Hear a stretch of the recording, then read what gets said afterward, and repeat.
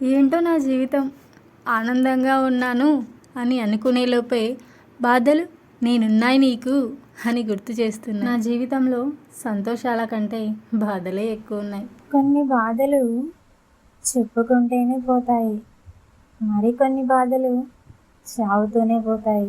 నిన్ను వదిలి వెళ్ళే వాళ్ళను తిరిగి రమ్మని పిలవకు. ఎందుకంటే నువ్వంటే ఇష్టం లేని వాళ్ళు నువ్వు ఎన్ని రకాలుగా ప్రయత్నించినా వాళ్ళు నీ వద్ద ఉండరు. నువ్వంటే ఇష్టం ఉన్న వాళ్ళు నువ్వు చెప్పినా చెప్పకపోయినా నీతోనే ఉంటారు. నిన్ను వదిలి వెళ్ళిన వాళ్ళు తిరిగి వచ్చినా ఒకప్పటిలా నీతో ఉండలేరు.